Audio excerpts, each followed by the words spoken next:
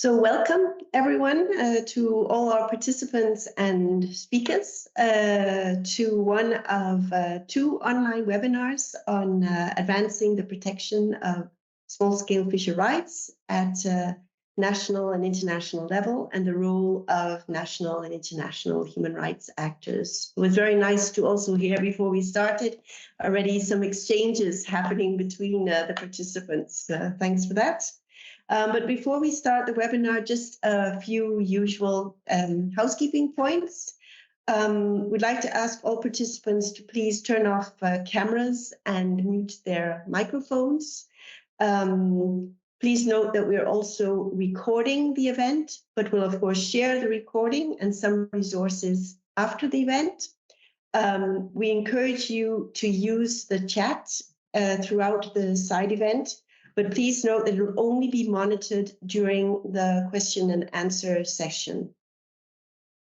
We have today English to Spanish translation, interpretation, and Spanish to English interpretation, as we will be having a Spanish speaker. So on the screen here, you can see how you can access the interpretation. And if you have any problems, please do write in the chat.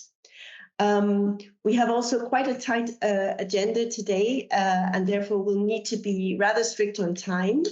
We therefore encourage all speakers to keep to the speaking time allotted so that we can have also some discussions today.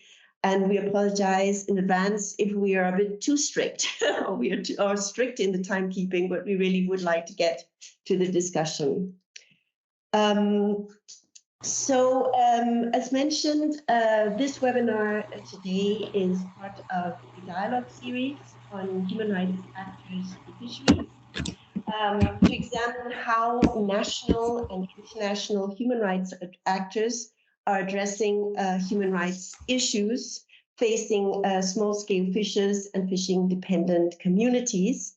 But we also want to explore the potential for collaboration between different actors. So this is a start of this discussion.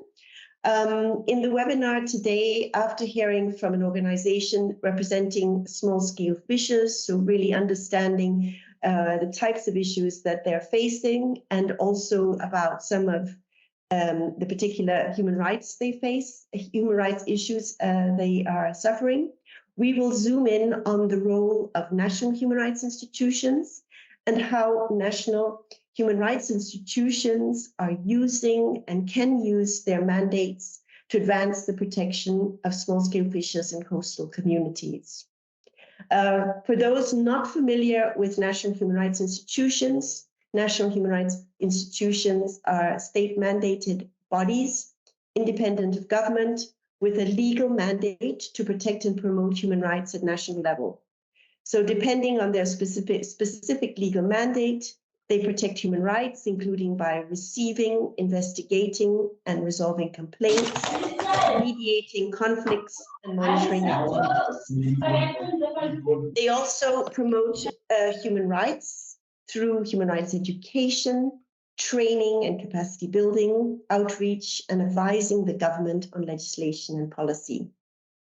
We will particularly have a look today at the current documented practices among national human rights institutions who have addressed the human rights abuses and violations affecting small-scale fishers and fishing communities, discuss some of the challenges for wider NHRI engagement on these issues, and explore possible measures for strengthening the engagement.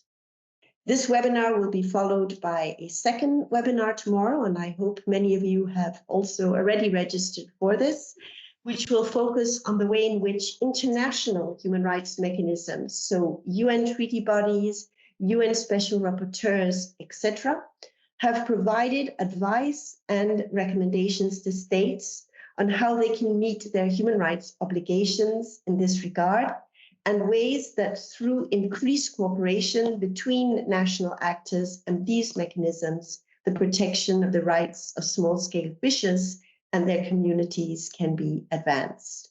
So we're really looking forward to today's discussion and tomorrow's discussion as well around the international human rights mechanisms. But before we jump into the content, I would like to hand over to my colleague here, Sophie, for us to get a little sense of who is in the room today. So Sophie, over to you. So we have just put a poll into the webinar, and we encourage you to answer from which region you are calling in from today. We hope the technique will be with us and that the responses we see now responses are coming in. We have people calling from Africa and Europe, Americas, Asia. We know that the time difference is tricky to have everyone from the world here. We will share recording afterwards and hope to pass on the discussions from today. Please answer. It's good to see that Americas are also here, even though it's early and in the afternoon in Africa. All right, good. We're also very curious to know which type of organization that you are representing. So we will launch a second poll now to have an understanding of who is with us in the room today. And it seems to be working as well. We have NHRI, people representing NHRIs, civil society, academia, also private sector coming up, and very good to see representative from ministries or departments as well. This is a little snapshot at who we are in the room. Also from UN organizations. So yes, that's it for this introduction to who we are in the room. Carol? Great. Thank you, Sophie, and lovely to see such a broad group of different types of actors for this really important discussion. So without more ado, I think we will move on to our first virtual panel. This panel will start by giving us some insight into the key human rights issues affecting small-scale fishers and fishing-dependent communities, and particularly how these issues are linked to the state's binding human rights obligations. So to start us off, I would like to invite Margaret Nakato to our virtual panel. Margaret is a member of the International Planning Committee for Food Sovereignty Working Group on Fisheries. She is a member of the World Forum of Fish Harvesters and Fish Workers and the Executive Director of Kotosi Women Development Trust in Uganda.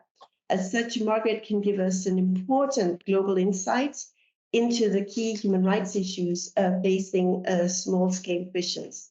Thank you very much for joining us, Margaret, and a warm welcome.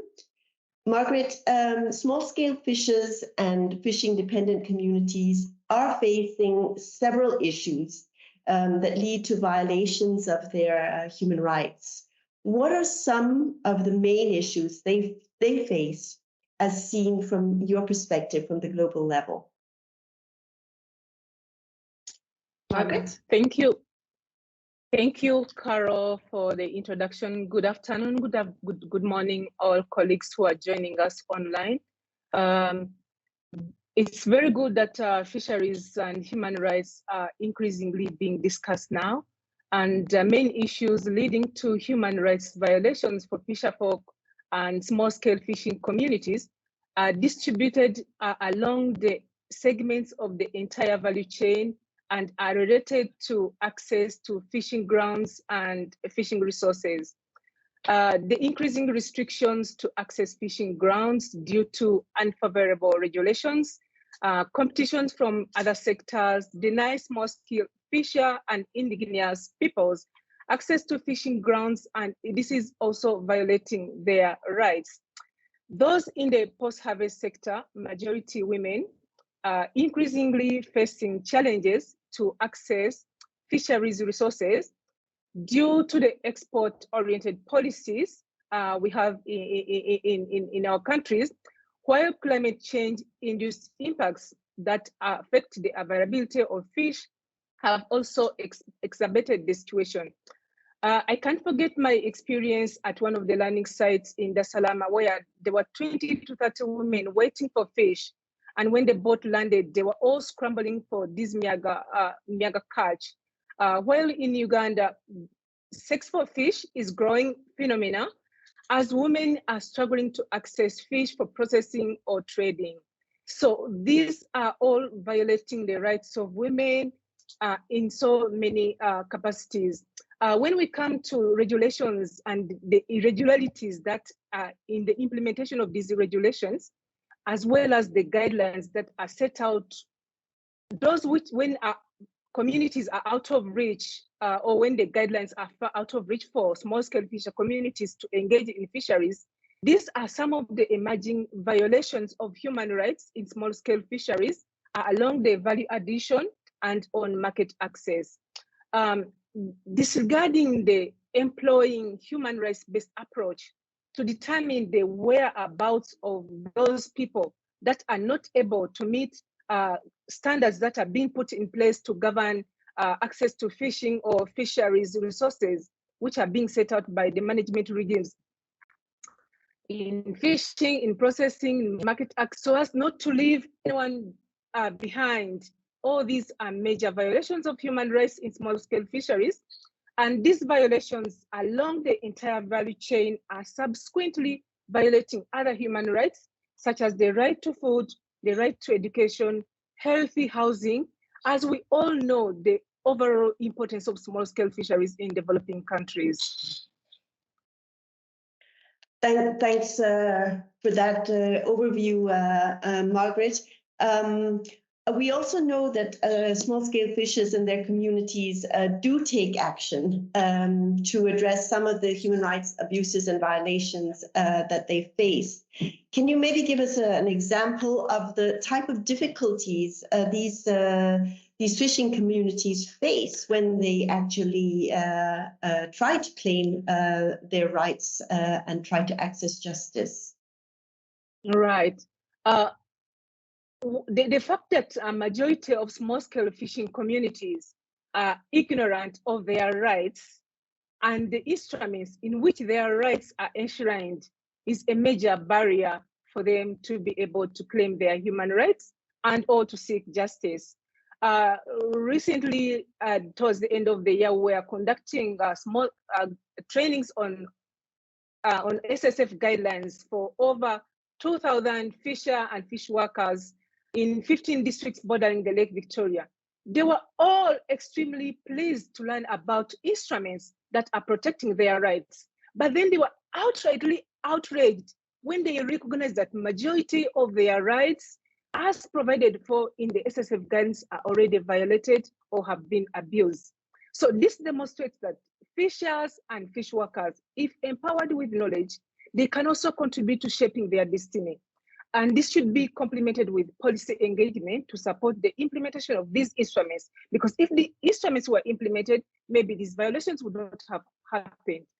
So these are the safeguards which are lacking in many fishing communities. We are also aware that the majority of small-scale fishing communities are located in remote areas. They're isolated, they lack basic social services, they have poor road infrastructure. This makes access to justice expensive. And when coupled with the delayed access, these are barriers the communities are continually experiencing. In Uganda, every district is supposed to have a human rights committee as recommended by the Human Rights Commission. Whereas progress has been made by some districts to establish human rights committees, this is still lagging behind in many fishing communities. And where it exists, even in non-fishing communities, they are still experiencing a multitude of operational challenges. All these are denying small-scale fisher communities an opportunity to access justice.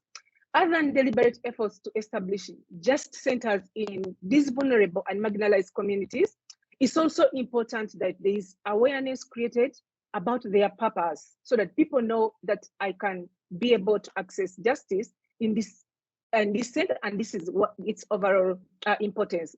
Finally, I'm finishing.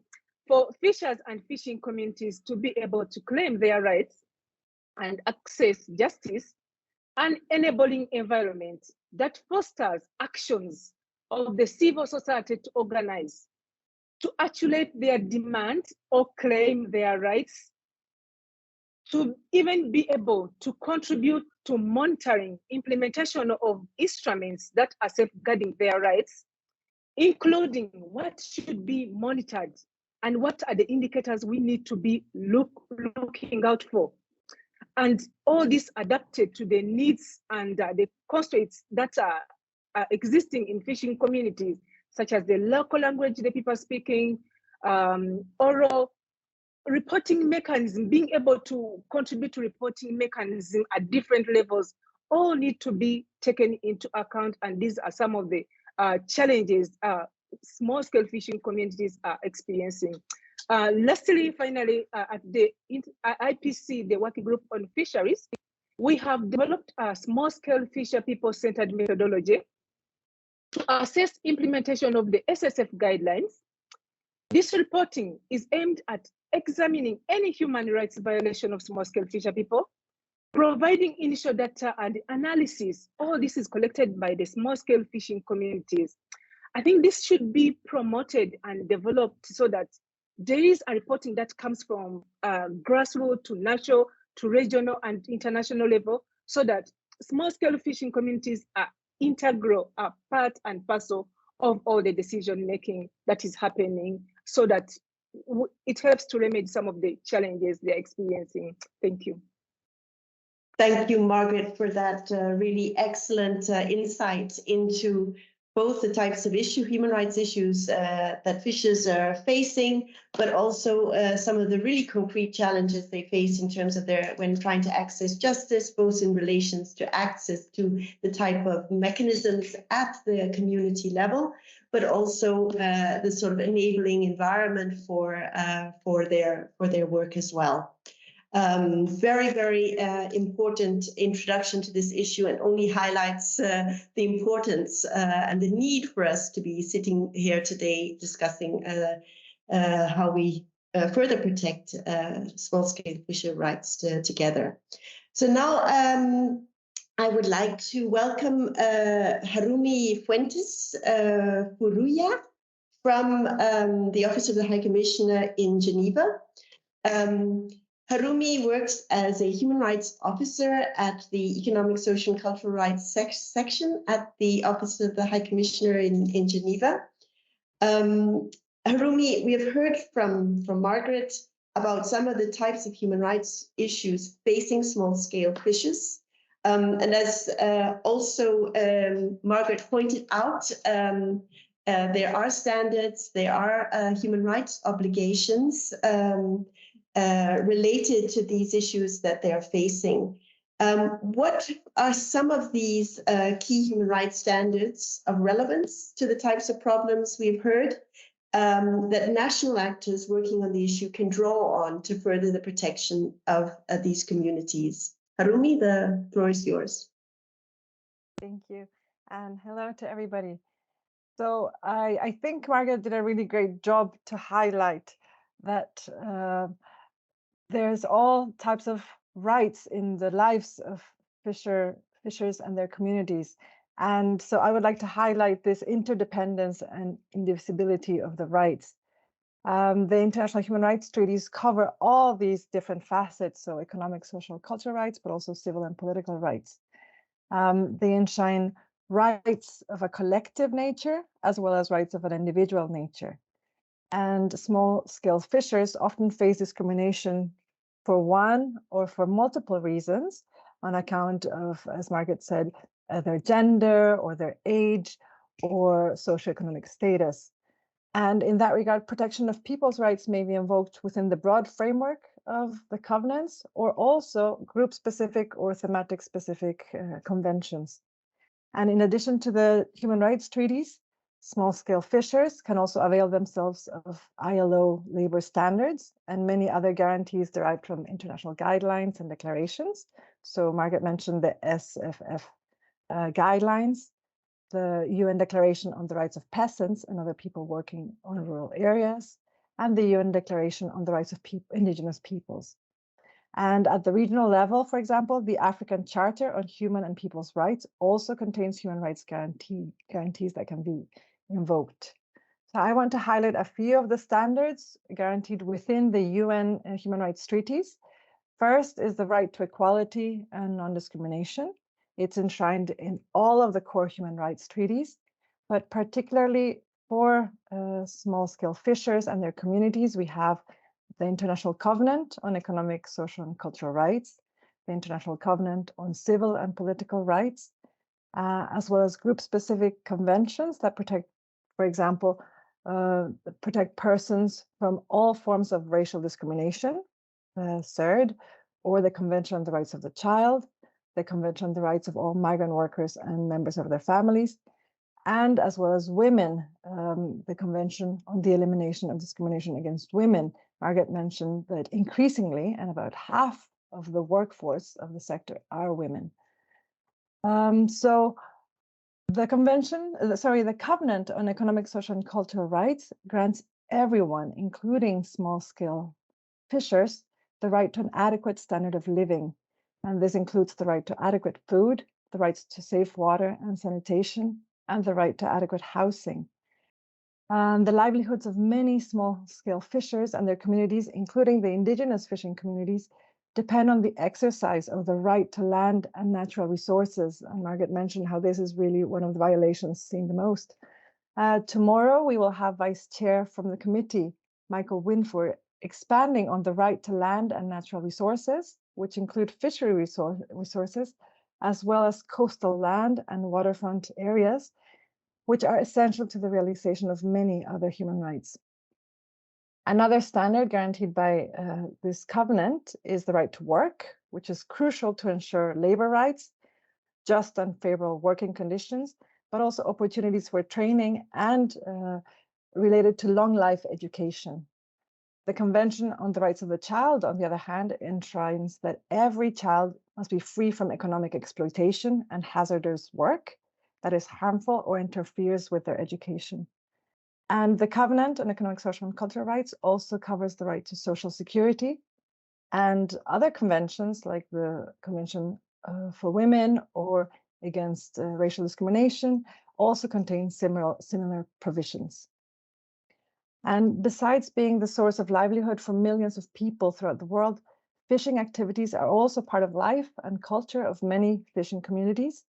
And the Covenant and the Convention on the Elimination of Discrimination Against Women also enshrine the right to enjoy one's culture and to take part in cultural life. The Covenant on Civil and Political Rights and the Covenant on Economic, Social, and Cultural Rights also can be used to protect the rights of small-scale fishers to self-determination. Margaret also spoke of participation as crucial, but to make participation happen, she mentioned the right to access information about the rights and about processes to participate in decision-making processes concerning their communities, and that is provided for in the Covenant on Civil and Political Rights. And she also spoke of the violations in access to justice, and both the Covenant on Civil and Political Rights and the Convention on the Elimination of Racial Discrimination enshrine the right to a remedy, which is the duty to provide effective remedies in case of violations of rights, to have access to justice, adequate reparations, or redress for the harm suffered. Finally, the right to a clean, healthy, and sustainable environment is essential for small-scale fishers and their communities, since they depend directly on a healthy environment for their subsistence. and this is recognized under several countries' constitutions and has been recently recognized by the Human Rights Council and in General Assembly resolutions. So the standards for the protection of the rights exist, and states need to translate these standards into a course of action. And OHCHR is very happy to support states, but also to work together with NHRIs, other members of civil society, including indigenous peoples, communities, small-scale fisheries, in promoting and protecting their human rights and supporting their empowerment. Thank you, Carol. Thank you very much, Harumi, for giving that excellent overview of the key standards. So as we could hear, they are both there are a number of standards: the ICCPR, the International Covenant on Civil Political Rights, a number of rights enshrined under the International Covenant on Economic, Social, and Cultural Rights, and also various specific treaties looking at specific groups that can also be drawn on in the work of the protection of small-scale fishers. Thank you very much for that, Harumi. And now I would like to introduce our last speaker in this segment. Welcome, Dr. Kira Irvin. I hope I pronounced your name correctly. Yes, okay, that's good. Dr. Kira Irvin is from Durban University of Technology in South Africa, and also from One Ocean Hub. Dr. Irvin, we've now heard from organizations of small-scale fishers. We've heard about the human rights issues that they faced. We've also heard from, we've just heard from the Office of the High Commissioner on some of the key human rights standards and human rights obligations that states have, and are encouraged, of course, or have an obligation to also implement at the national level. So my question to you now is, in your assessment, what are the key gaps in human rights protection of small-scale fishers and fishing communities at the national level? Thanks very much, Carol, and lovely to be here with all of you today. I think one of the gaps is around how we take policy or rights that look good and have been very thought through on paper, and how they're actually implemented or realized on the ground or protected. So certainly, for example, in the South African case, we have a well thought out, a progressive policy on small scale fisheries, but a sort of weak interpretation of that policy in the regulations, which has meant that many small scale fishers or fishers who would certainly qualify under the criteria are excluded from realizing their rights, aren't able to actually access the rights.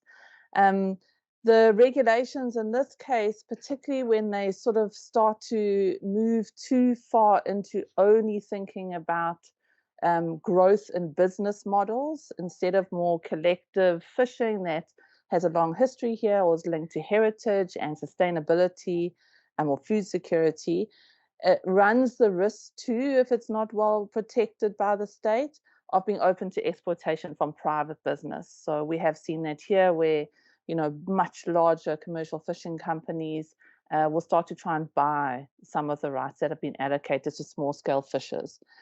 So I think that's one area that needs some attention. How do we realize these rights through equally well thought out regulations, and how do we protect these and monitor them?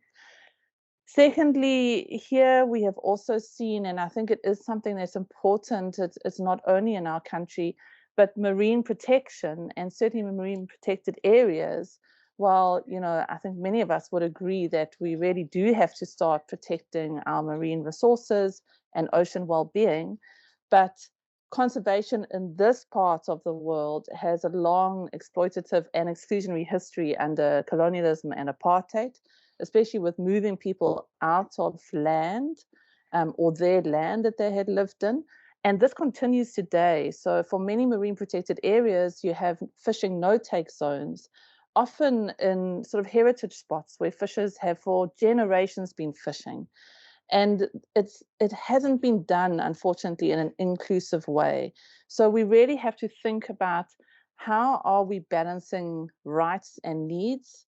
You know, of course, South Africa signs up to say that we want to protect X% of our oceans, and we would support that, but it cannot be done at the expense of excluding people who are already marginalized. And in this case, that happens to be the case for many small-scale fishers that are living in or adjacent to marine protected areas. And certainly some of those areas are quite violently policed or enforced by conservation agencies. Last year alone, we had 2 killings of fishers in these areas. And then perhaps just to say that leading on from that, another gap, I think, is in South Africa, we talk about the right to meaningful participation. What is meaningful participation? Certainly what we haven't seen is small-scale fishers being brought into decision-making processes around ocean governance in the ways that they should. They are an important stakeholder in these conversations. So South Africa is, and many countries are going through this process now in the push for the blue economy. You know, marine spatial plans are suddenly on the table. Ocean economy master plans are being tabled. And in those processes, sadly, the small scale fishers, you know, are actually taking action and trying to fight to be included. But as of yet, we're not seeing their voices interpreted into these master plans. Lastly, I want to say that something that is a growing concern for small-scale fishers, I think, across the world, are climate issues and environmental justice issues. So increasingly, we are thinking of small-scale fishing human rights issues as environmental justice issues. Fishers have a lot to say and are deeply concerned around oil and gas in the ocean, have a lot to say and deeply concerned around ocean pollution, plastic and other forms of pollution, as well as overfishing. And so you have the beginning, certainly here, of the sort of merging of a discourse in which, you know, your right to subsist is very much linked to the right to a healthy environment. And for fishers, that also means their right to their livelihoods and their cultural heritage. Thank you. Thank you very much for those very, very clear points. I wonder if you could also maybe address an issue also raised earlier by Margaret about access to remedies for human rights violations. What do you see as some of the gaps at national level in this regard for fishers and fishing communities? Yes, thank you. I think that's really important. I must say that small-scale fisher communities and movements can be very powerful. So in some way, they're really starting to move to address those gaps. But they're being forced to do a lot of hard work that actually, to be frank, national government should be doing to protect their rights. So besides connecting into legal scholars, sometimes academic researchers, certainly civil society movements and NGOs, this can assist fishers in advocating quite strongly for change. However, there's not significant, or at least sufficient resources, I would say, being allocated towards giving fishers their own space and time in which they can start to organize and mobilize themselves to determine what it is that they actually want to put on the table for their national governments. So when policy process is so top-down driven, you might get a seat at the table, but there's been no assistance in helping your sector develop their own plans, their own sort of future asks. And so what you have is quite an imbalance in those decision-making processes. I will say that we're certainly seeing in the Americas as well, this is happening, but in many other places, South Africa is the same. Because of the concerns around oil and gas in the oceans, there is a mobilization in which small-scale fishers are increasingly coming into conversation with environmental activists. And this could be a useful opportunity for them, certainly in building capacity, networking, understanding what's happening in other places, assisting them in articulating their concerns more powerfully. But like anything, getting swept up in a movement could also come with some risks, in the sense that environmental activists, it's useful for them to have small-scale fishers on their side, but they too would need to start to stand in solidarity with small-scale fishers when they're taking on the government, national government, around their own regulations or an imbalance in the fishery sectors, which isn't necessarily clearly related to, oil and gas or pollution. So I think there's an interesting opportunity there, but it's about being sensitive to ensure that this particularly marginalized group doesn't get swept up in a broader movement without having their immediate rights realized. Thank you very much, Margaret, for pointing out sort of the challenges.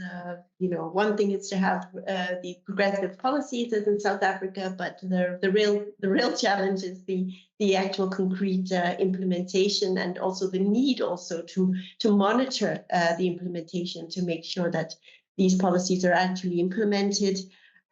Also about the issues around marine protection and access to marine resources, in particular, the whole issue around the right to participation, which I know we've heard from other regions as well, being actually meaningfully engaged in dialogue and able to influence some of the policies and solutions that are being proposed.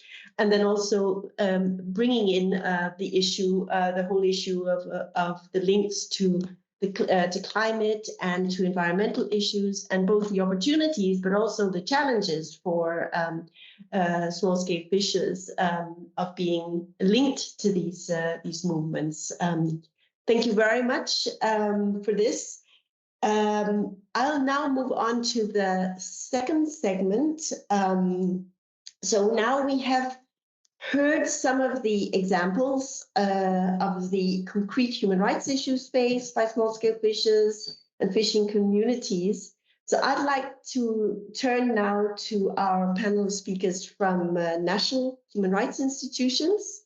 So in this second panel, we will explore the specific experiences of national human rights institutions in using their legal mandates to address the human rights issues of small-scale fishers and fishing-dependent communities.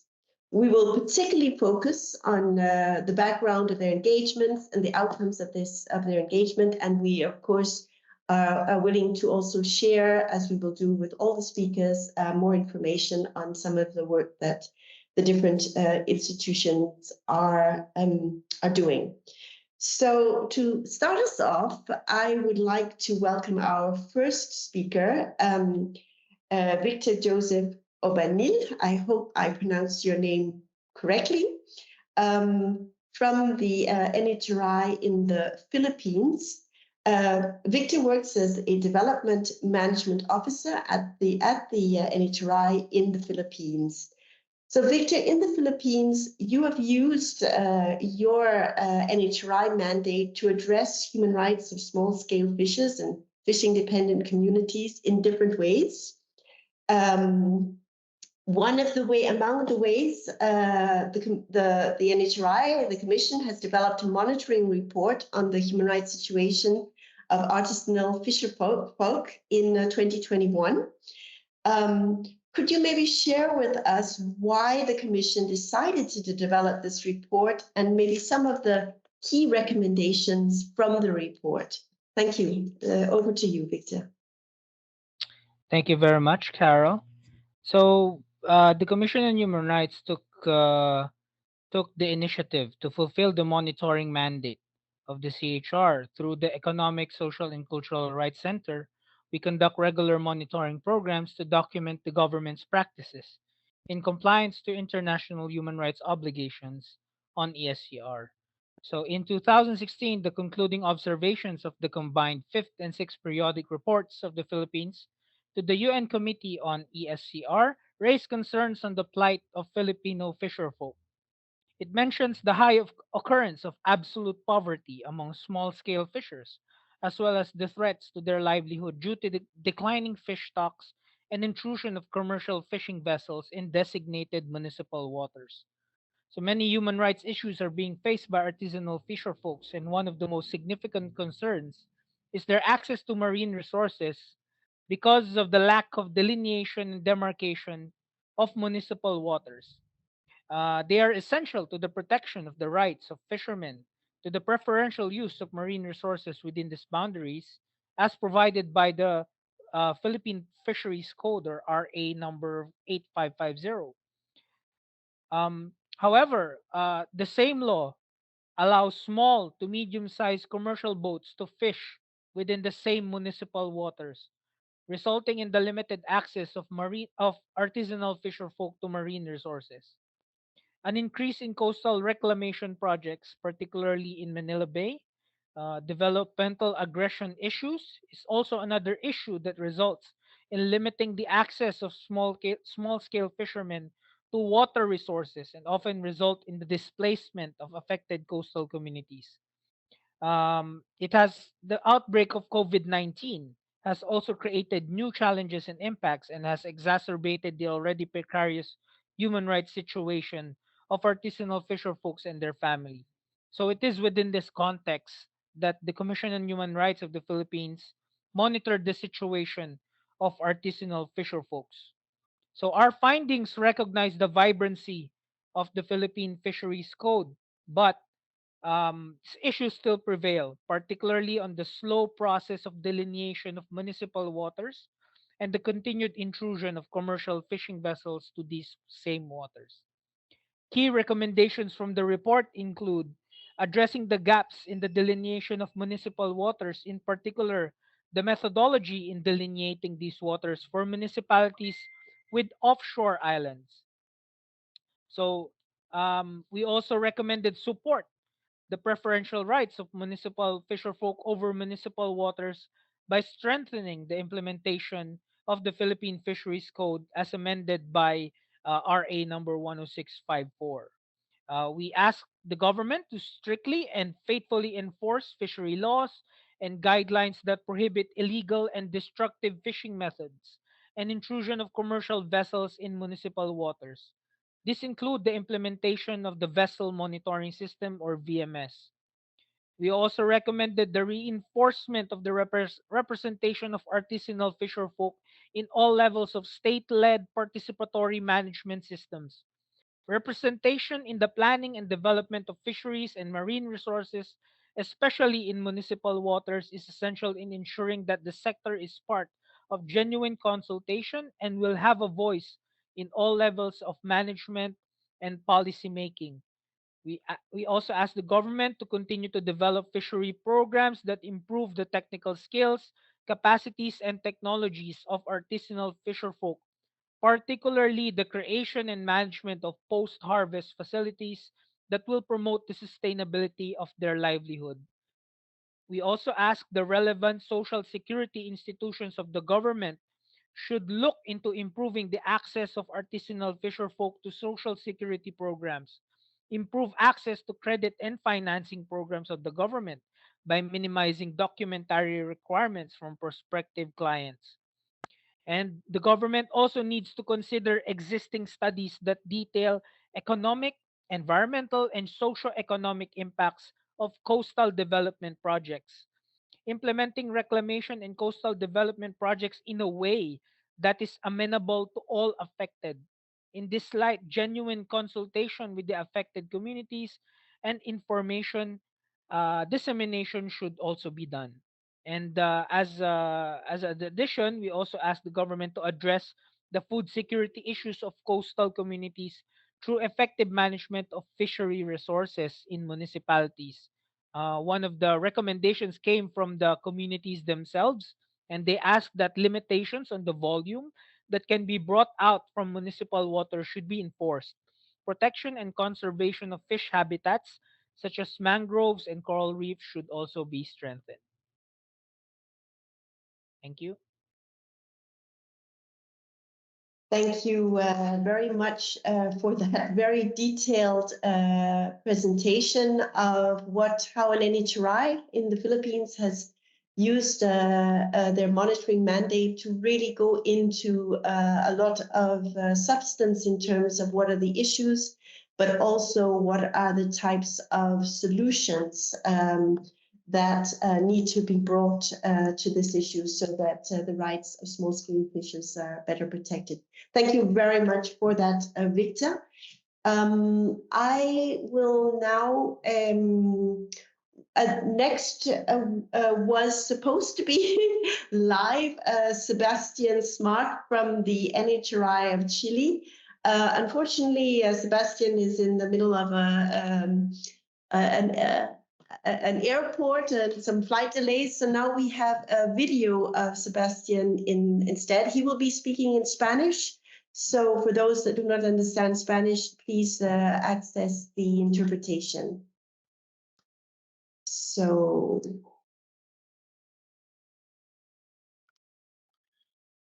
el Instituto Nacional de Derechos Humanos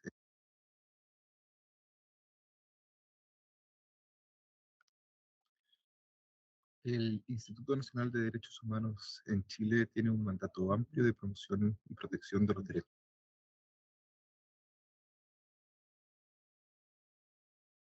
sorry, we're just checking some sound issues here.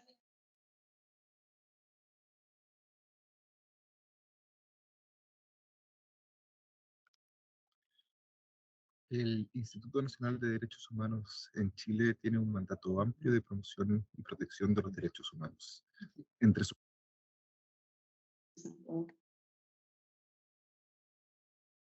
So I'm not.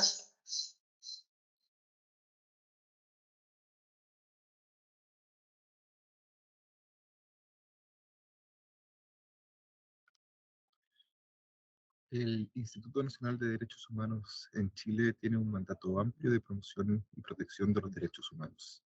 Entre sus funciones se encuentra la de hacer informes y levantamientos de información sobre situaciones de derechos humanos que afecten a los habitantes del país.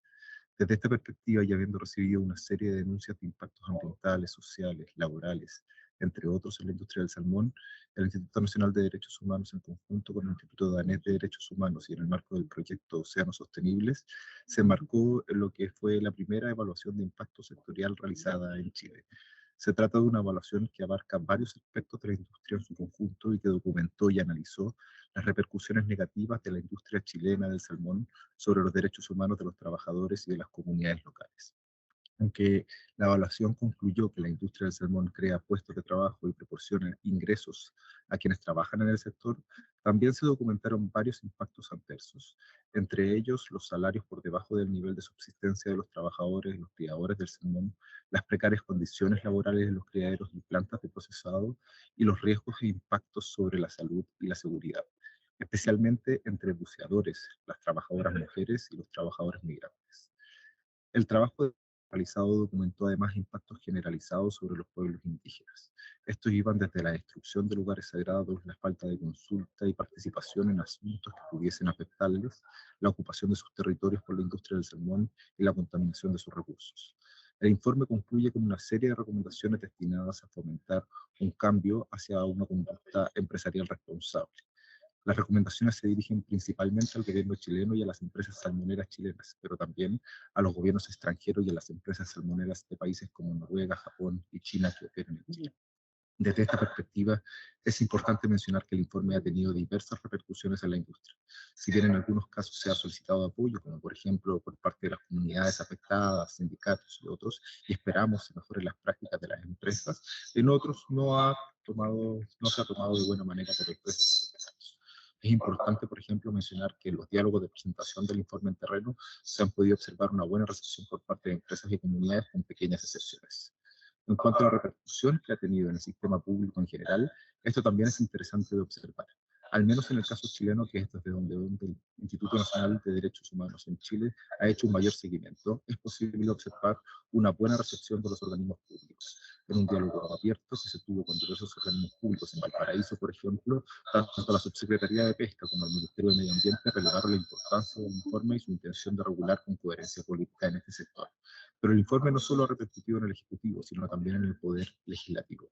Ello se evidencia también en ciertos proyectos de ley que han sido promovidos posterior a la publicación de este informe y que buscan generar un marco de protección mayor a los buzos que trabajan en condiciones que han llevado a que sea el país con el triste récord de tener la mayor cantidad de muertes en la industria del salmón.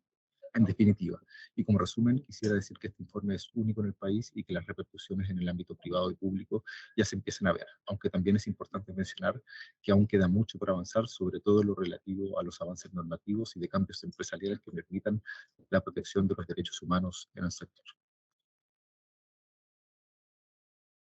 Okay, thanks, Sebastian, for having under quite difficult circumstances, quickly doing a video for us so that we can get this one additional input into how an NHRI, this time in Latin America, has actually used their mandate in this issue. So now I'd like to welcome Commissioner Jonas Sibonyeni, I hope I pronounce your name correctly, from the South African Human Rights Commission. Commissioner Sibonyeni. Commissioner, it's really a pleasure to have us have you with us. From your experience in South Africa, what are some of the ways for national human rights institutions to strengthen their engagement with fishing communities, especially since, and as you heard in the earlier session, there are a number of human rights issues facing small-scale fishers also in South Africa. The virtual floor is yours, Commissioner. Thank you very much, Carol, and good afternoon to those who have seen the sun first, and good morning to those who have just seen the sun. And let me just start by saying I would like to thank the opportunity for bringing together all these important role players on these issues. I've been listening to them, and then because such gatherings are important for a number of reasons. They are important for bringing different stakeholders together in order to critically assess the current situation and to attempt to find ways of how the issue of violation of human rights of small-scale fisheries workers and their community can first of all be advocated for, and secondly, for pushing the state to do more, and thirdly, for galvanizing different actions to join in on the advocacy for greater policy and legislative reaction to these violations. But to zoom on your specific question, Carol, let me say the human rights issues facing small-scale fisheries, fish workers and their communities are of grave concern to the South African Human Rights Commission, and I must say rightly so. I've been asked, as we are saying, to address the issue of opportunities for further engagement with small-scale fisheries and their communities. I want to say it is important to note that the South African Human Rights Commission is created by the Constitution, the supreme law of the land, and finds its mandate from the Constitution. And there is also the South African Human Rights Commissions Act, which then in further detail explains that mandate. And consequently, the Human Rights Commission as an NHRI as engagement with any violation of human rights will always be in terms of the Constitution that I've mentioned, as well as the Act. Now, the Commission has the power to take steps to secure appropriate redress where human rights have been violated. In terms of the Act, the Commission can litigate on its own behalf or on behalf of others, in other words, on behalf of victims. These are what I personally call the biting powers of the Commission as an analogy. And then it has become customary that the Human Rights Commission uses its biting powers, that it uses what I call my focal area, the barking powers, as an analogy of a dog. You know, a dog, when a stranger approaches a homestead, it starts by warning that stranger by barking. But if the stranger, in this case, we call it a violator of human rights, ignores the warning, and then what will follow is the biting. So that's why I also say our institution has got both barking as well as biting powers. And then I want to say that it is not limited to the making recommendations to organs of state at all levels of government, where it considers such action advisable for the adoption of progressive measures for the promotion of human rights within the framework of the Constitution and the law, as well as appropriate measures for the full and further observance of such rights. Request any organ of state to supply it with information on any legislative or executive measures adopted by it relating to the human rights. In other words, holding government accountable. And it must, as far as is practicable, maintain close liaison with institutions, bodies or authorities with similar objectives to the Commission in order to foster common policies and practices and to promote cooperation in relation to the handling of complaints in cases of overlapping jurisdiction or other appropriate instances, and that it must review government policies relating to human rights, and many may make recommendations. Karin has mentioned the policies. These are just some of the backing powers of the Commission. Without any delving in the matter, we should therefore not forget that the Human Rights Commission has been given important powers by our Constitution and the Act, and those powers should be at the service of those whose rights have been violated or are impacted by climate change. And Karin has also briefly alluded to what is the impact of climate change. I will not deliberate on the practicality of how the human rights engages where there has been a human rights violation. It is there in the Constitution. It is there in the Enabling Act. I want to immediately mention the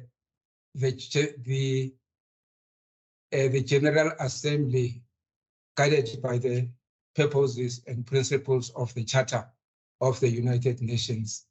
And then also I want to deliberate deeply on it. I assume that the participants here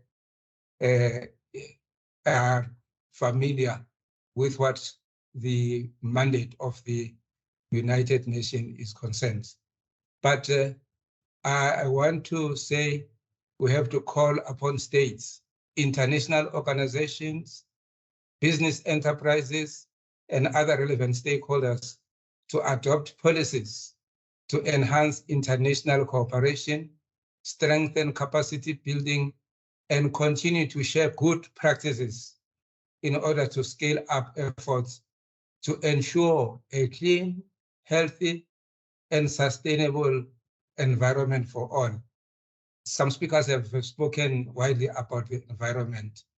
And further, a step to how the Commission engages is through use of laws, especially like the Constitution that I have mentioned. And in conclusion, I just want to state that back in the year 2002, our Supreme Court, the Constitutional Court, said the following in respect of HIV/AIDS pandemic. I want to quote because it's relevant to these plight of the small-scale farmers.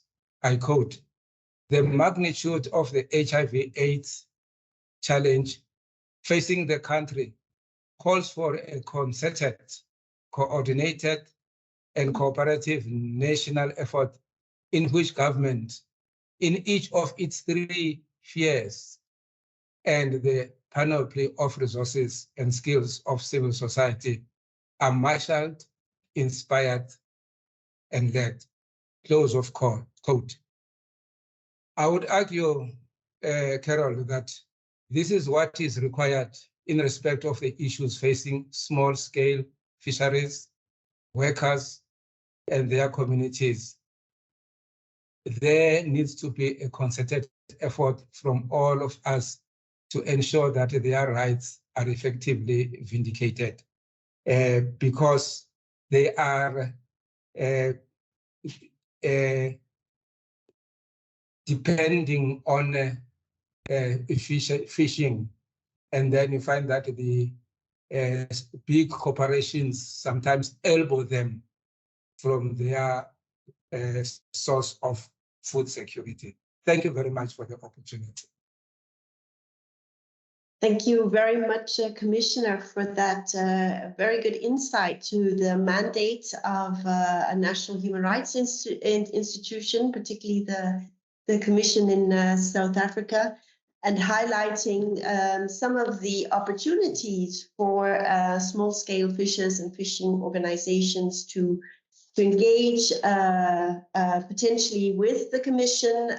Both you mentioned issues around the Commission's complaints handling mechanism. You also mentioned issues around the work that the Commission does around policies and legislation advising the South African government in this regard, and also finally a call for working more together on this issue in national context. Very useful, and thank you very much for that.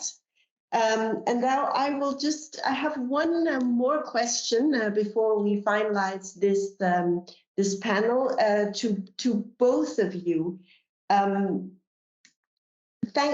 One thing all NHRIs have in common, it seems, is the need to receive information from small-scale fishers and fishing communities about the human rights issues that they are facing. What do you consider to be the best ways for small-scale fishers and fishing communities to engage with the NHRIs and the mandate areas that you've just presented? So maybe I start with Victor. Victor, Yes, Carol. So the Commission on Human Rights of the Philippines provides platform for engagement through community-based dialogues and consultations. So through the ESCR Center, the CHRs conducted dialogues with small-scale fisher folks in even far-flung areas such as Digo City in Davao del Sur, where we talked about their access to social security services, and also in Semirara Island, Antique, where we discussed the situation of the communities in the context of coal mining plant situated in the island. So, with the recent onslaught of the COVID-19 pandemic, we were still able to continue our monitoring mandate via the use of online video conferencing tools like Zoom. Besides the monitoring report that I just discussed in the first question, our one of the centers, the Gender Equality and Women's Human Rights Center of the Commission, also uh, uh, collaborated with communities in the regions to prepare a situation report regarding the experiences and the situation of women fisher folks and women and girls at risk of human trafficking during the COVID-19 pandemic. So, coastal communities can also reach the Commission through our regional offices should they need to report on the human rights issues they are facing. The Commission is committed in strengthening collaboration with relevant stakeholders, including national government agencies, local government units, the academe, fisherfolk organizations and their support non-government organizations, coastal communities, among others, in pursuit of the protection, promotion, and fulfillment of the human rights of artisanal fisherfolks. Thank you.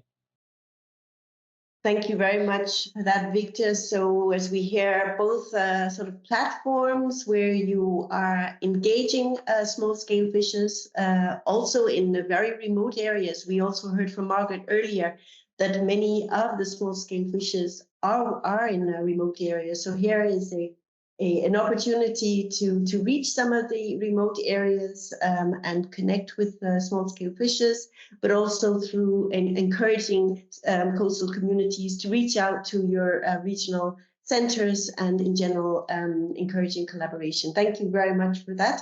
And now I will pose a question to you, Commissioner. Sibonyani, in South Africa, how do you consider, what potential possibilities are there for fishing communities to engage with the Commission in South Africa? My response will be that the fishing communities should approach the various offices of the South African Human Rights Commission, especially along the coastal regions, because the South African Human Rights Commission has an office in each and every province, especially those provinces in the coastal region. I can mention KZN or Natal. I can mention Eastern Cape. I can also mention Western Cape, as well as Northern Cape. And as soon as the Commission receives a complaint, and then the Commission processes that complaint in terms of what is called the Complaints Handling Procedure, the CHP, as well as the Enabling Act, the South African Human Rights Commission Act. But it doesn't end there. We sometimes conduct some outreach programs in areas if we receive a complaint, suppose from the Western Cape, and then where we know that there are some people who are having challenges, and then we bring them together. And also, even if there is no complaint, if, as I have said in my input earlier, we are entitled to have our own initiative to take steps and address challenges on violation of human rights. But the more important message that I want to say is that the people should come forward to the Human Rights Commission so that it can use its mandate to the fullest. You know, the South African Human Rights Commission, when you look at the legislation that I'm referring to, the legislation uses the language of the court because it's an independent institution, and it relates to the independence of the judiciary. And then also when it refers to the powers and functions of the Human Rights Commission, the Act says the Human Rights Commission should exercise its powers without fear, favor, or prejudice. Is the same language that is utilized in terms of the judiciary, the courts, that the judiciary should dispense justice without fear, favor, or prejudice. It's quite a huge or a very strong mandate that the Human Rights Commission is having. We're like a quasi judicial institution, and then that we can use our mandate to address the challenges of the people whose rights are violated. Thank you. Thank you very much, Commissioner, again, for a very clear proposal. So we heard the possibility for small-scale fishers and fisher organizations to approach the Commission's offices in many of the provinces in South Africa. We also heard of the possibility the Commission has of handling complaints from these communities, but also, as you also mentioned, conducting outreach yourself to communities that you know, or there's documentation that there are considerable human rights violations. So thank you very much to all our panelists and panelists so far. Now I'd like to move on to a discussion on these perspectives and experiences that our very distinguished speakers and panelists have shared. I'd like to invite everyone to use the chat to share your reflections and recommendations. We will take as many comments from the virtual floor as time will allow. And in your comments, I would ask you also to identify which of the now many panelists you would like your question to be directed to. But to help kickstart a little bit our discussion, we have invited a few other discussants to give us some of their insights. And I would like to start by welcoming, and I am probably getting this name wrong, but Wilmeen Vikom. I'm sorry for the bad pronunciation. Wilman works as an attorney at the Legal Resource Center, also from South Africa. We are very well represented by South Africa today. Wilman, in view of the input from the panelists, can you comment on what potential or barriers you see for collaboration between national human rights institutions and civil society organizations at the national level on human rights and fisheries? Over to you, Wilmeen. Wilmeen, it's correct. Thank you very much, and thank you for the opportunity. So, something that I wanted to highlight. We've heard today a lot about the rights of fishers and the violations of those rights, and these rights have been recognized now nationally and internationally, and about the need to capacitate communities to know their rights and assert their rights. But I wanted to shift the focus a little bit, where I think we sometimes, the rights of the task of enforcing those rights. It's what I also do. It's incredibly important. But there's the focus that I want to put on the table is around educating the foot soldiers, the people who are on the ground implementing the legislation, making the decisions that are impacting on fishers. So, your rangers, your conservation officers, your municipal officers, because it is, of course, incredibly important to find ways to assert rights in courts and through mechanisms like the human rights institutions. But that creates an adversarial relationship. And what we've seen is that it only exacerbates conflict between communities and those decision makers and legislatures, in particular at the local level. And we sometimes forget that we've had a paradigm shift when it comes to small-scale fisheries, certainly in South Africa, but I think in many countries.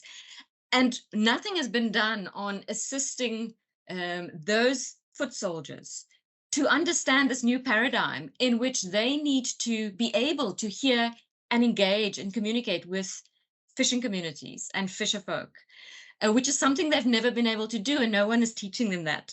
And the reason for and the result is that it's a real adversarial relationship that is created. And in South Africa, that means real conflict. People are dying at the hands of rangers because of fear, I think, on both sides.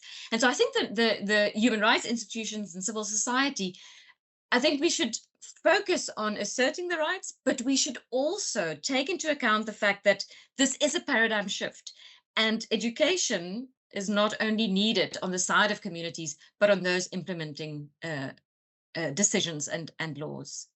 Thanks. Extremely important point, Wilman, to bring into the discussion that we haven't discussed, that we brought up as yet. And so not only looking through the sort of legal mechanisms or the human rights mechanisms for remedies, but also looking at an important measure to secure implementation, which is about capacity building. The foot soldiers, as you say, that may simply lack the awareness, the skills and knowledge to be able to implement some of these policies, etc. So thank you for that input. I'd now like to invite our second discussant, Jamshid Gassiev, from the Office of the Right to Food Mandate at the Office of the High Commissioner. Jamshid, thank you for joining us today. After what you heard and in view of the right to food mandate, what potential do you see for national human rights institutions to contribute more to human rights in the fisheries sectors and engage with the right to food mandate? Over to you, Jamshid. Thank you, Carol, and hello everyone. And I'm really cognizant and quite grateful for this discussion, Carol, because you've enabled and brought together quite diverse communities, our experts and commissioners from national human rights institutions, experts and representatives from small-scale fisheries, and also those who are experts on human rights issues. And this is exactly the type of discussions that we need to have more often. And in fact, our previous panelists, they've done a wonderful job to really address the issues in such a comprehensive manner that it makes it so much easier and hard for me to sort of get us into a discussion. But hearing from what has been said, I think from the food security, from the right to food, if I start there, I'm cognizant I have 3 minutes. We've heard a lot that we need to focus on the rights on the small-scale fishing communities as right holders. We need to make sure that their rights to remedies, access to remedies, participation to information and decision-making is secured and guaranteed. But we need to also be aware to what extent the small-scale fisheries are important to our food security, how it is important in terms of availability and adequacy of food, especially the increasing growth of the use and the role of fish in our consumption, in our diets. As we speak now, it's grown to 17% and is growing by every day. So our consumption of fish will grow and our dependency will grow, especially so by the small-scale fishery communities. So there we have a situation where those who actually produce more, they depend also more on the fish that is increasingly disappearing. We also have a second element of food security, which is when fisheries play a role in sustaining our income and livelihoods. We've heard about violations of pay. We've heard about that most of the small-scale fishing communities, they face poverty, remoteness from remote areas. And we also heard that women are quite often vulnerable and increasingly are involved in small-scale fishing. But we've also heard about how it's all related to our livelihoods in a broader sense, adequate living standards, environmental situation that is we're facing challenges. We haven't zoomed into issues, but we're aware of overfishing. We're aware of destructive fishing, climate change has been mentioned, pollution and habitat loss, competition for marine resources. A lot of information is available out there. And of course, we've heard also of structural issues like access to remedies, exclusion of the same communities that must play a lot more central role in addressing those challenges and coming up with solutions. So I just wanted to add that also we have not discussed the role of large-scale fishing versus small-scale fishing. We're aware that in terms of production, in terms of contribution to local economies and livelihoods, small-scale fishing plays an immense role. However, we know that a lot of violations and a lot of challenges that we face in that regard are stemming from the large-scale fishing and the industrial fishing that needs to be addressed as well. With that, now going back to the question, Carol, you've asked what actually national human rights institutions can do. And from what we heard from distinguished commissioner from South Africa, is wonderful analogy of barking and biting. I'll try to maybe put it in 3 A's. The first A is about awareness, building awareness, advocating and educating. We've heard about the importance that very few are, apart from those who are involved in small-scale fishing, are very few outside those communities are aware about the role of fishing, about the challenges of those communities are facing, about the human rights violations, and about the overall situations. Most in our broader society think that fish is basically somehow miraculously appears on ice in the supermarket. So we need to address that and make sure that food and the fishery, fish as such, as what we actually take as food is more than a commodity, that actually part of our livelihoods, part of our communities, part of our food security, and part of our environment as well. And as we've heard about the role of what from the National Human Rights Institution from the Philippines, and we've heard from South Africa, to what extent education is absolutely important. Educating, training, and making sure that we're bringing diverse groups. We've heard about convening power of national human rights institutions. It's a wonderful power that needs to be used so much more often because of this diversity of stakeholders. We've heard about environmentalists in getting together with small-scale fisheries. We also have we've heard about litigators that represent the rights, that ensure broader access to remedies. They need to be including and consulting small-scale fishing communities. And then we haven't heard about trade unions. We haven't heard about many other stakeholders that may be directly and relevant to this discussion. So the second A is action. That's where it comes to biting, and that's where it comes to barking. We need to be sending the warning signals about the situation, fishing situation, about the small-scale fishing in each communities, regionally and globally. We need to be empowering. We've heard that most of those communities are disempowered. They're in remote locations, and they need to be really somehow trained and empowered to assert their rights, to claim their rights, and to really be more active in the society. And monitoring, wonderful experiences. We've known that COVID-19 has posed huge challenges for NHRIs in continuing the monitoring and verification on the ground. And the experiences by using Zoom and by using other stakeholders, it's wonderful, an example what could be done. Protection, we've heard about quasi-judicial element of NHRIs and legislative framework policies. But also we should not forget about wonderful policies that need to be implemented and put on the ground. And how do we do that in a manner that may or may not be adversarial? One may argue that sometimes we need to be adversarial when it comes to larger companies, as we've heard in examples that take over from small-scale fishers. Maybe we need to really needs to be more of litigation, more of naming and shaming. Those are the questions we need to be asking. And the last, I'm aware that I'm short of time, it's about alliances. We really need to build alliances and partnerships. We can't do it alone. Small-scale fishing communities, they rely on partnerships and support from others. We rely on their support. We need to understand their situation. We need to understand and get their insights in terms of what would work, what kind of solutions would work for them.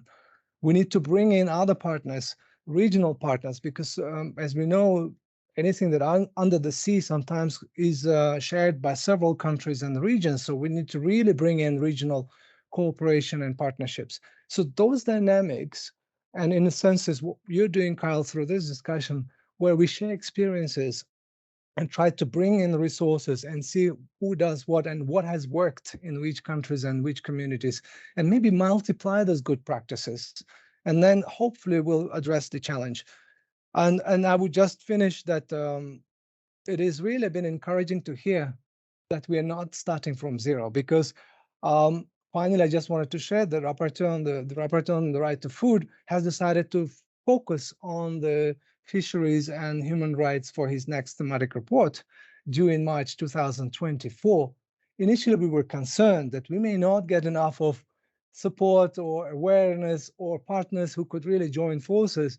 And this webinar, this discussion is really showing that there is a lot more awareness, and we will not be alone, and we will be really joining forces. And please share experiences, and we remain available. Tomorrow, the special rapporteur would connect at the second webinar, and there will be more discussions with him in terms of how to engage directly. But yeah, so these are the triple A's: awareness, action, and alliances. Over, Carol. Thanks. Thank you, Jamshid, and thank you for introducing 3 new A's. The awareness, action, and alliances, very important for us to remember. And I see we are running a little short of time, so I'm going to ask, we have one more discussant, Matthias. Matthias is from the National Institutions and Regional Mechanisms section at the Office of the High Commissioner. I'm sorry, Matthias, could you maybe say in a few words, because we have 1 or 2 questions we'd like to take from the floor as well.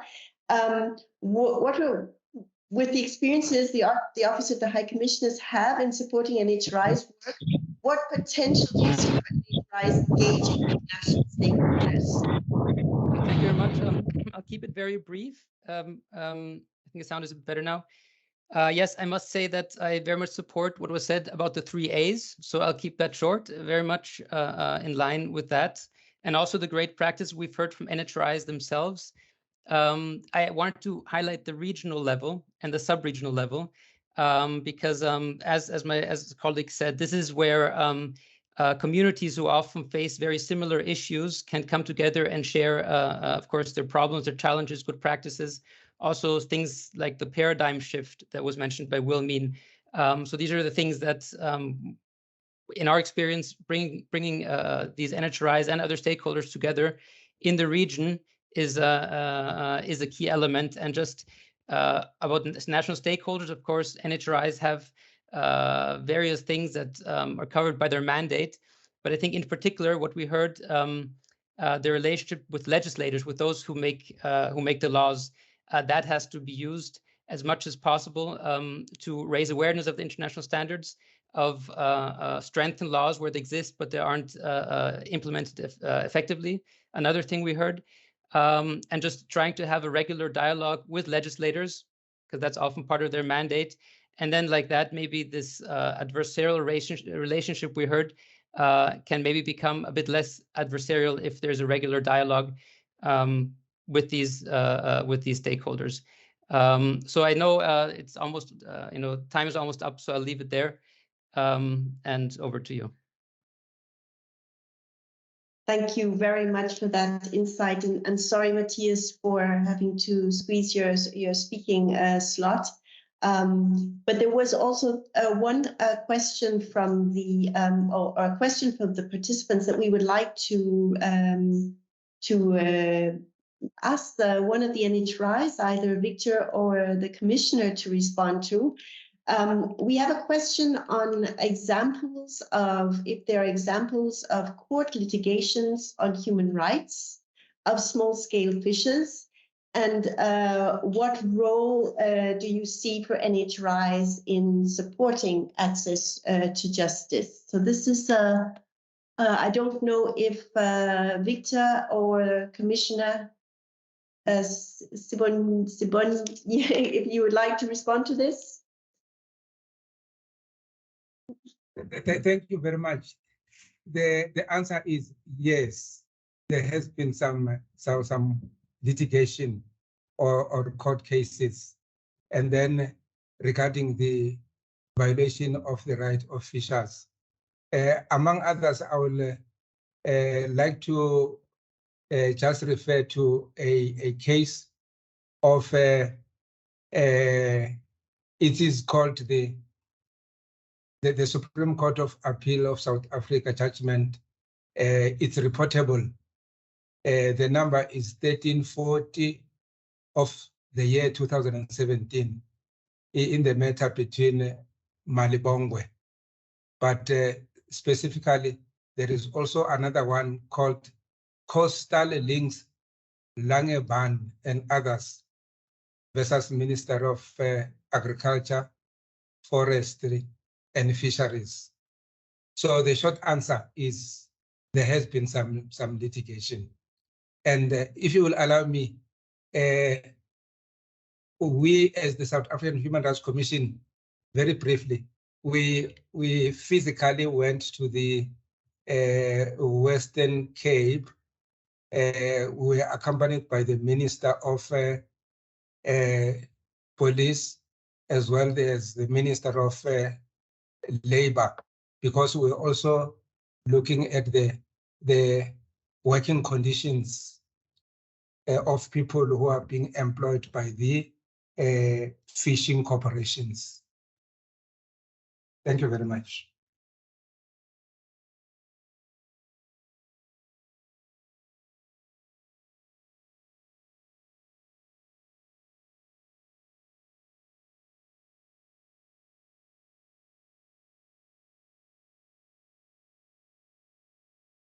Carol, you are muted. You are muted. You are Sorry. muted. Oh, I'm sorry. I'm very sorry about that. I'm sorry. Just to say that we are running out of time. I know there were lots of other questions, and I know my colleagues here have been working very hard at trying to respond, provide some resources on the chat. And of course, you're always welcome to reach out to us or to other colleagues that you have heard from during this webinar. But I just want to thank all of you for attending this webinar.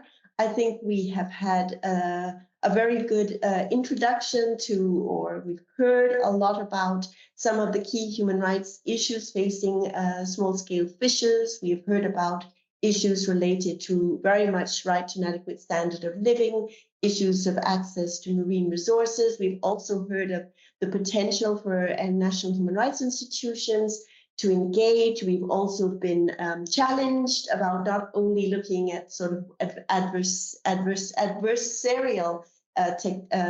tactics or measures, but also looking at issues of capacity building.